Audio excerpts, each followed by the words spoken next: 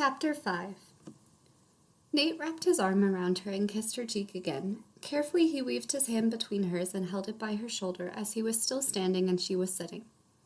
Jeramie then questioned, "Did the peppermint tea help you recover from your night of drinking?" "It did," Aalliyah assured. "Thank you for that." Nate chuckled. "You should have seen her. She was so wild and owned that dance floor." "Was I really?" "Oh, you certainly were."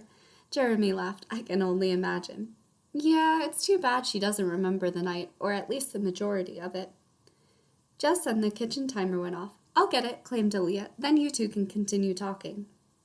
When she went off, Nate continued softer. "You should have seen it. She couldn't stop kissing me. Her parents saw it too, but she didn't remember that the next morning. I asked her what she recalled, and she didn't mention that.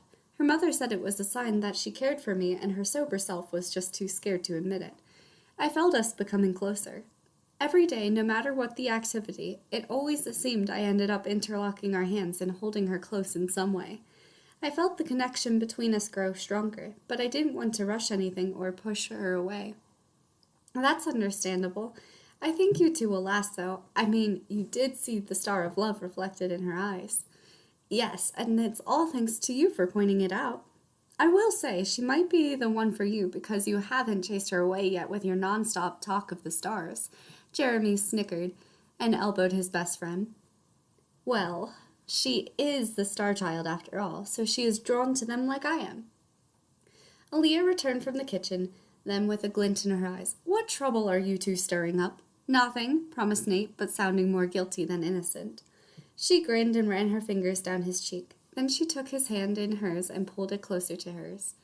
She planted her lips on top of his fingers. "The stars wrote our story for us, didn't they?" "They sure did," he responded tenderly, stroking her cheek with his free hand. Aalliyah stayed a bit more, but then she walked home. As soon as she got in the door, she set her suitcase down on the bed and checked the battery on her cell phone. It didn't need to be charged, so she went into her contacts and scrolled down to the one that said Lisa, parentheses mom, and pressed call. It didn't take long for Lisa to pick up. "Hello, my darling. How was the flight back?" "It was fine. A bit long, it seemed," Aalliyah answered. "I hadn't expected you to call so soon after arriving back, but I welcome it." "Yes, well, there is something I need to tell you." The excitement in her voice rose, and she spilled it without pausing a second more. "Nate and I are together." "I'm so happy for you, Aalliyah.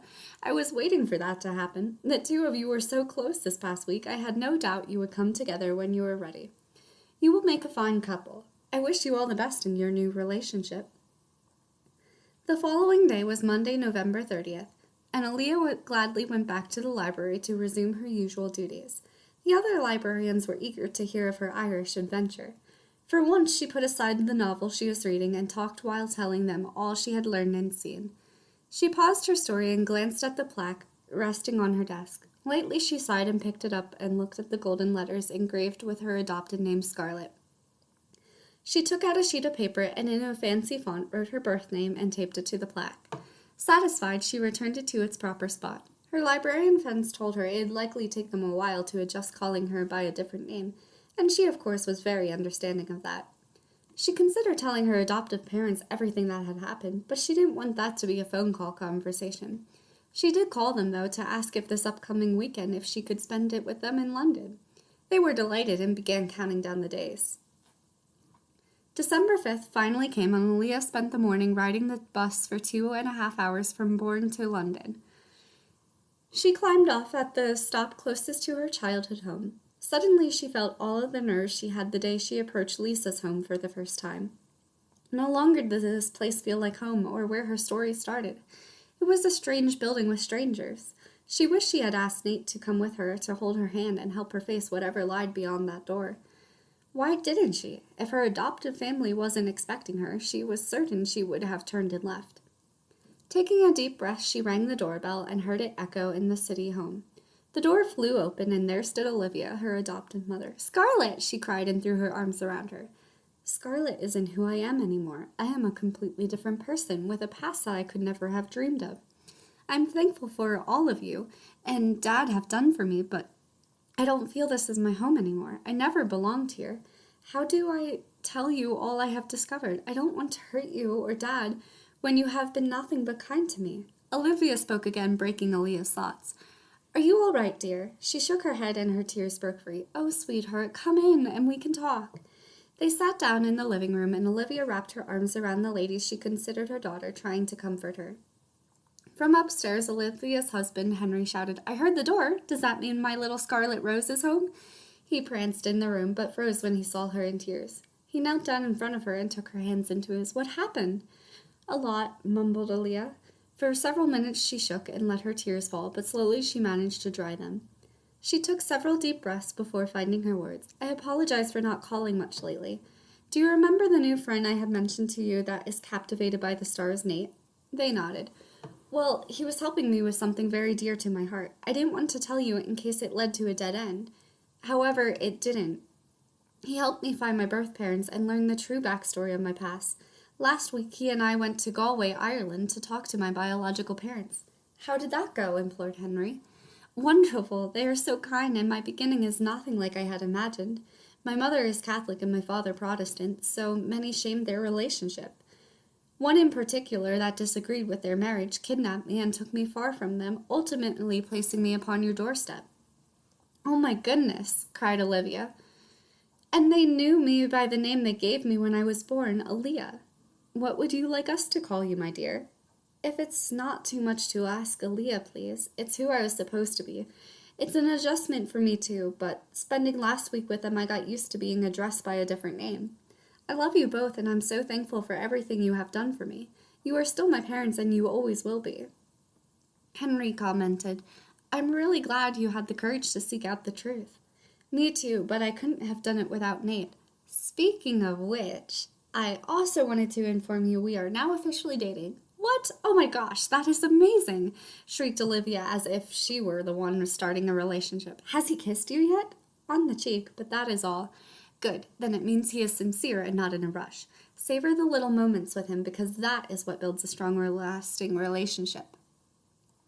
Henry dragged it out, dropping small hints he liked me, until finally asking me to dinner. He took it slow and made sure every step of the way I was comfortable. Look at us, we've been married for 30 years. Henry offered, make sure if he does anything too fast or that makes you uncomfortable, you tell him immediately. If he cares about you, he will listen to you. Olivia sometimes was really quiet and didn't want to tell me I was pushing her too fast because she wanted to please me, and in turn not speaking up really hurt her. It almost cost us our relationship. I couldn't understand how we were fine and it was suddenly falling apart. I forced her to sit down and talk, and that's when she opened up and told me I pushed her too hard. Make sure your voice is heard and you go at a pace that is comfortable for the both of you. And if he doesn't honor that, leave him. Thank you, Dad. Also, added Olivia, if you feel the relationship is failing for whatever reason, even if there is no clear reason, and it seems every day you're fighting to make it work, just let him go. It's better to be in a true relationship and not forcing one that isn't meant to be. It's hard, I know, but trust your instincts. If it doesn't feel right, it isn't right.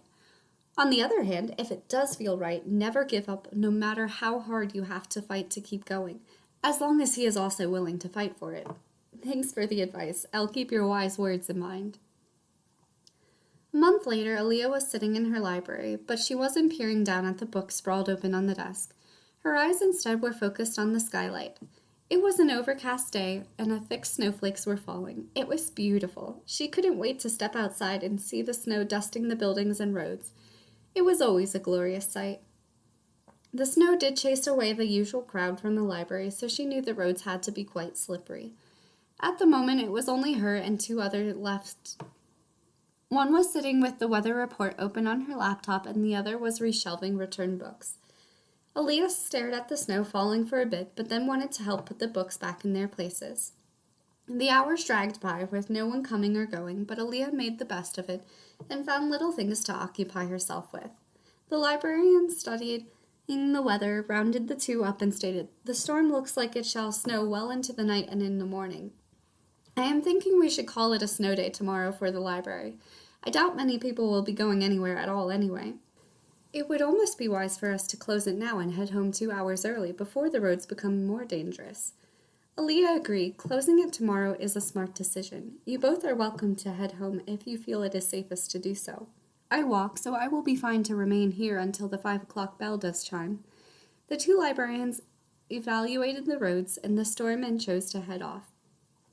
Left completely alone in the library, the silence almost became haunting. Softly, Aalliyah hummed to herself as she went about putting the books back on the shelves. Just before the 5 o'clock hour would sound, the front door opened. Aalliyah smiled without glancing up from the book she was reading. She hurried, trying to finish the paragraph, but didn't get to it before Nick's lips found her cheek, and she glanced up, losing her spot. "It's really empty here today," he mentioned. "Did the other librarians head off already?" Aalliyah nodded. "So how was work today?" She answered with a sigh, "Very slow. There was almost no one here all day." Aalliyah zipped her coat and added her hat, scarf, and gloves. Then she grabbed her library bag, and the two headed out of the door. Their hands joined, and they walked throughout the little town. Aalliyah loved how every day he would meet her at the library in the afternoon and walk her back to his place. Once there, they would eat dinner and talk for a bit. He would walk her home and come back the following morning to see her to work. It was so wonderful to have someone keep her company on the walks, and she was grateful he cherished it too. They entered the home, and Jeramie greeted them with a welcoming smile and dinner set on the table. Once they finished eating, the three of them gathered by the fire. Aalliyah sat on the chair Nate was on in his lap and had herself curled in his arms. Gently he rubbed her shoulder and stole several kisses on her cheek. Their hands were linked and resting on Aalliyah's thigh. After a moment, Nate suggested, "Aalliyah, you should stay the night. The storm shows no signs of stopping. You closed the library for tomorrow, so we might as well spend that extra time together." "I would love to, but I didn't bring an overnight bag," she replied. "You'll be fine. I have everything you can need." "All right, then." She kissed his cheek. "I'll stay." Jeramie grinned and chimed, "I hope someday I find someone as amazing, because the bond you two have is so pure and beautiful. You both are definitely the definition of love, and I hope someday to know such bliss." "You will," Aalliyah assured. "There will come a day when you find the lady you are meant for, and the two of you will love and cherish each other like Nate and I. Our story was told in the stars, but yours might be written in the earth, because you are so connected to the plants." "Well, that's a thought." Jeramie seemed to zone out, then dreaming about his story beginning in the roots, something he had never considered. That night, Aalliyah fell asleep cuddled next to Nate, this time intentionally, unlike when they had stayed in the hotel in Galway. When the morning came, the two saw the fields covered in several inches of snow. It had to be about 8 inches that had fallen, but now the sun was glistening, making the fresh snow sparkle. The playful nature of Aalliyah and Nate kicked in, and they gobbled their breakfast down so they could go out to play in the snow. Jeramie was amused and decided to come out to watch the two and maybe join in.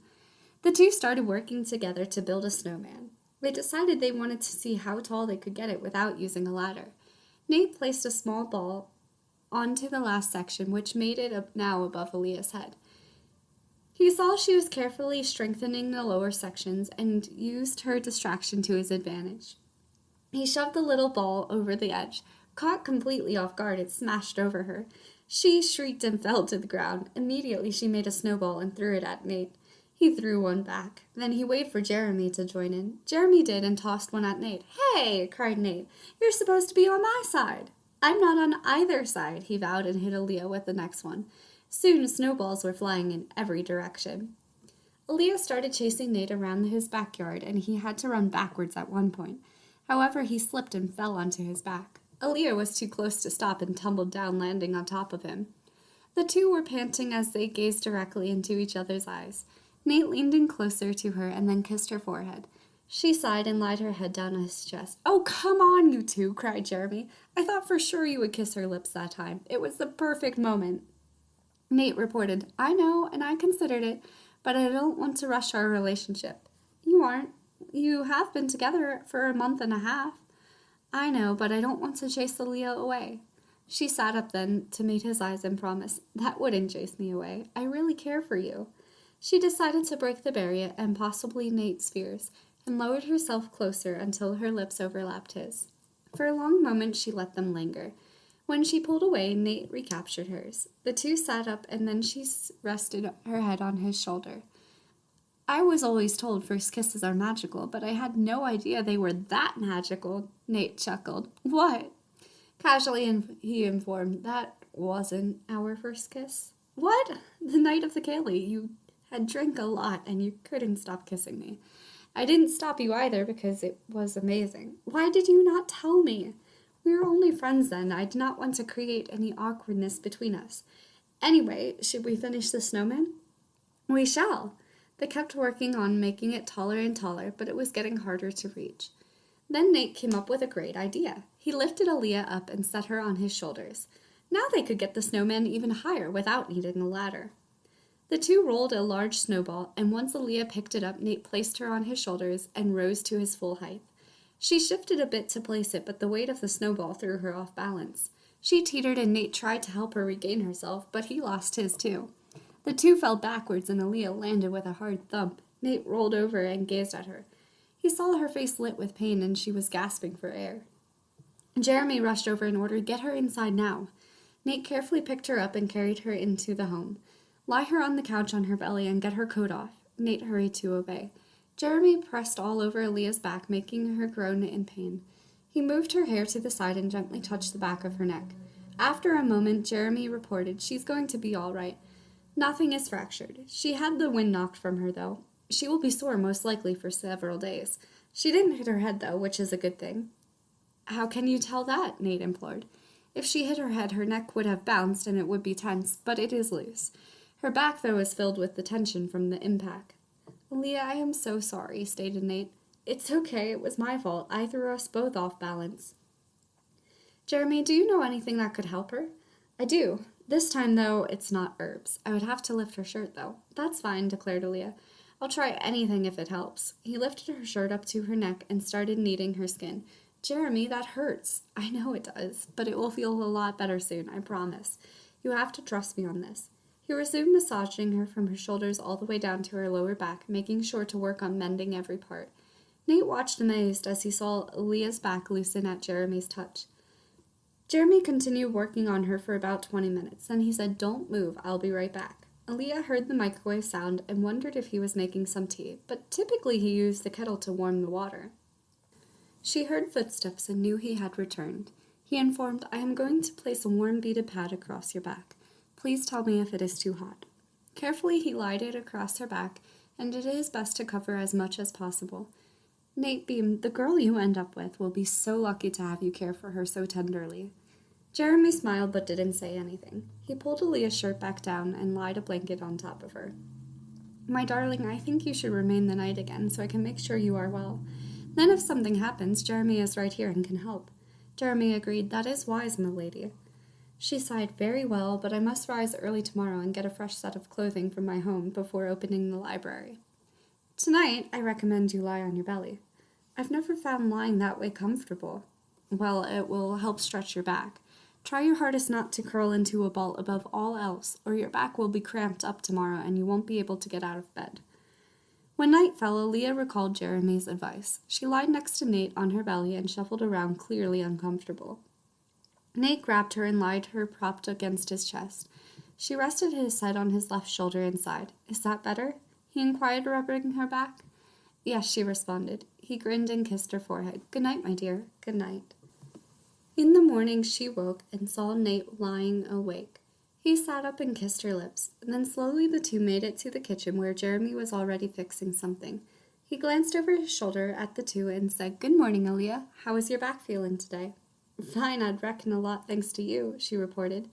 "Glad to hear that." He spun around and held out a cup of tea. "This will help with any leftover pain and get you through the day." "Thank you." Shortly then, Nate walked her to her home so she could freshen up before going to the library for the day.